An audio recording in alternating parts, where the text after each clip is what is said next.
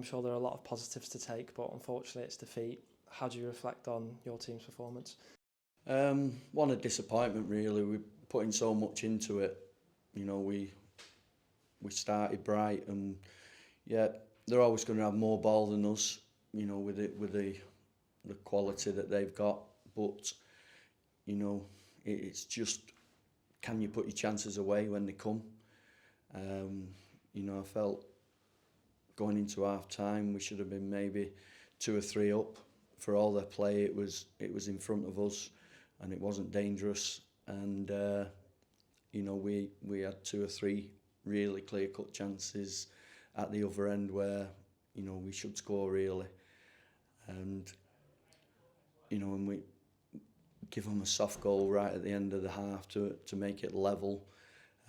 It's just there the differences of being switched on constantly and making sure that everything is as it should be, not being panicky, because to me when your footing goes, it just means you've switched off or you've had a little panic. You haven't had time to sort your feet out, and it's a real disappointment that we put so much in, and to go in level at half time, I think they've got away with one. Second half, it was really, we compliment the substitutions, a lot this season, and today they've had a negative impact on what we've done, and that's a real disappointment because they're all frustrated at not starting, and the ones I put on the pitch, they've got to watch what's going on, they've got to see what's happening, and they've got to be at that speed when they go on the pitch, and unfortunately they weren't today, and that just created gaps and it created errors, and it allowed them soft goals really, real soft goals, and that's the major disappointment. They're going to be disappointed, but they're there to make a positive impact, and I put them on the pitch, so it's down to me, and they earn the right to get onto the pitch. And when lads are working so hard, the ones that are brought off, obviously Eze was a forced one with an injury, but taking Alex off and Tony, who not only was a constant threat at one end, they did the defensive duties perfectly as we'd asked them to do. Now, when lads go on the pitch, they've got to understand them defensive disciplines, and they've got to do them, and if they don't, we'll get exposed, and they expose themselves, which is really disappointing. And we've just outlined it to them in the dressing room that the lads who started today to a man, couldn't fault any single one of them. Jimmy Spencer has hardly trained for the last 3 or 4 weeks, and he's going out there giving his absolute all, and when lads come off the bench and they look a bit cold and they don't do what everybody else has been doing, it's a giveaway, and that's it's a hardship of playing at this level, or any level really, that you should be ready, and that's a real disappointment that we've give that game away really. A bit about the team news. You made 2 changes from Tuesday's game. So what was your sort of tactical approach heading into this afternoon's game? Because there was points in the game where it felt like I was watching a Jurgen Klopp team with all the pressing and the high press. So what was... Well, I've been to see the Fylde a couple of times this season, and I think I made the error with South Shields, that we give them too much respect, and if they get into a rhythm of passing, then it's difficult to stop them. And we've seen what other teams have done recently, and if you get the press right, and if you catch them on a day where they're not quite at it, they will give you chances. That they are this level. They're not they're not levels above, and they've got a few young lads in there as well, which if you put them under pressure, you have got a chance of winning the ball in their half. And that was the tactical thinking of it, is that we've got to have a goal, And that's also why I made the substitutions when I did, because you've got to work so hard in there to do that. And, you know, it felt like Tony and Alex were running out of energy, and I wanted to put fresh legs on who I'd expect to go in and do a very similar job, because they're desperate to play as well, you know, and they've been on recently and they've done well in games. So that the tactical side of it is simple, really, is to try and put them under pressure in their own half. And, you know, we did get them opportunities, we just didn't put them away. It was set pieces and pressing that we felt we could win the game by today. And, you know, on another day, we would have put them chances away and we would have been out of sight. And then it's a different game and we can play differently. I think once they got 3-1 up, they just kept the ball, you know, and they just kept moving it. And obviously the structure of their team and the quality within it will allow them to do that. And, you know, it becomes very, very difficult for us. And like I say, the substitutions, unfortunately for us, it just made us disjointed. It didn't maintain that quality that we had before the substitutions was made. So, you know, it's a learning curve. Players who come onto the pitch have got to take it on the chin if they haven't done well enough, and they've got to learn from it and they've got to bounce back very quickly. And talk to me about the challenges of picking the right team and the right tactical approach, obviously facing someone that you worked so closely with, particularly last season. What are the sort of challenges making sure you pick the right team and the right sort of approach? Well, within Curzon's budget, it's a different way, you know, and once you've got the full time and you've got the full time facilities and you've got them, and a massive difference is, you know, we go away to Worksop, then we go away to Darlington. Lads are going to work in between. They're not getting any day off. You know, we get back from Darlington here 1:30 in the morning. Some of them go to work at 7:30. We have to structure training on Thursday, knowing that really the Wednesday they'll be okay, but the Thursday will hit them. That the legs won't be right, and their head, they'll be tired. We've got a little bit of illness in the camp as well, of one or two with cold symptoms and flu.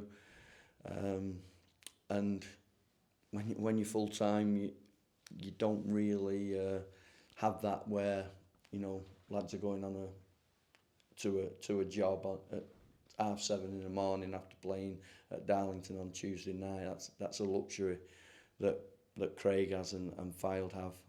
That's a major difference. You know, we set up as we would for every other game. We watch the opposition and we try and structure a team that will challenge them and try and get a positive result. I felt, you know, we did enough at times to do that today, but 2 errors and, like I say, subs not doing the right things at the right time cost us today. Like you say, you had chances in that first half, particularly some of Tony Weston's chances, but again, just not his day, it seems, today in front of goal. Well, we created the chances, and to their credit, even though he's in a good position to score, they did put pressure on him at them vital moments. It wasn't like he had nobody around him. They did manage to get back. They did manage to put pressure on him, and unfortunately, you know, he went wrong side of the post. And, you know, I think one of them got a last-ditch tackle in on him just as he was about to shoot when he was clean through, and just got a touch on the ball that took it away from him. So it's, you know, the quality that they've got all over the pitch, it was evident that they are a good team, that they're a fit side, and they work the ball ever so well. And we've got to use a lot of energy to to block lanes and to stop them from getting in behind us.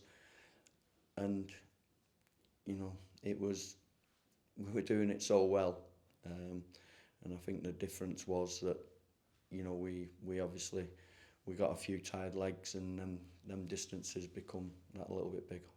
The goal you scored, very well worked and finished off by Joel Amada. Is that something that you've been working on the training ground recently? Well, we just changed the set pieces. We, obviously Craig would know some of our set piece routines, so he would have made them well aware of it. So we just changed it, and to be honest, we was going to do something else, but they left Charlie on his own on the edge of the box. So it was a good decision from Jack to give it him. The keeper made a save, but it went to Joel and he put it away well.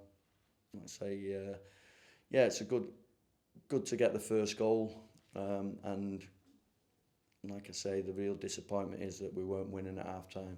And like you say, Fylde got that equaliser just before half time, and someone like Callum was always so reliable, but unfortunately let himself down, and you were heading into half time break. Yeah, it's goalkeepers, when they make mistakes, it's obviously if it costs a goal, it's disappointing. We had somebody slip against Scarborough a couple of weeks ago, and that cost us a red card. Callum's slipped today, and that's cost us a goal, a tap-in for them that really they didn't earn. And it's he'll be disappointed tonight, but we've got to lick our wounds, and we've got to be up and prepared for the next game. Forced into an early change into the second half as well, with Eze having to come off for Jack Stafford. Is there any update on him and how he's doing? Lucia just said it was an impact on his ankle, stud, which, there was blood, it was cut. Referee didn't give a foul, said he never touched him. So, again, it's there's a couple of things today that the referee allowed to go. One of their players blatantly pushed Brad Holmes into another player, which now might have cost him with his shoulder. But the change gives Jack Stafford an opportunity, and he hasn't had many minutes recently, but we'll assess as on Tuesday, ready for the Hyde game. I was speaking to Eze a few weeks ago, and he was mentioning some of the things you're saying about it's not just an 11-man game. Obviously, the people off the bench, coming off the bench as well. But like you say, it's just one of those days where, unfortunately, the subs have let you down, and on another day, things might have gone differently. Yeah, I mean, I back them. I brought them to the club, and I back them. But ultimately, it's letting themselves down because they're desperate to play. I see how hard they work. They have come on in recent games and done well. The level of this game is incredibly high, and the biggest disappointment is the people I'm bringing off. I possibly could have kept them on, and I could have ran them into the ground and seen if that would have got us more joy. But I trust the subs, and they've got to understand that. They've got to understand that they're on that bench. They should be watching the game. They should be knowing what is going on and what they have to do once they go on.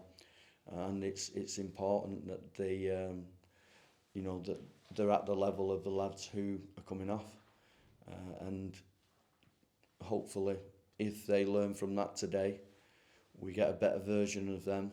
And they certainly can't come to me after today and say why am I not starting, because they've made it clear why they're not starting, and I'll be honest with them. Like I'll say it here, you don't usually call out individuals, but they've got to know when they've been disappointing, and ultimately they have cost us goals in that game. Finally, we're back on the road on Tuesday, back in County Cup action to face Hyde. How are you feeling heading into that one? Well, the plan obviously is to give a couple of rest and allow players who've been on the bench to get some minutes, and shows that they can have a positive impact in a game and they do want to play. It's a good opportunity, to be fair, to come after this game, because they've took a little bit of stick there. They'll watch this video and they'll be disappointed, hopefully.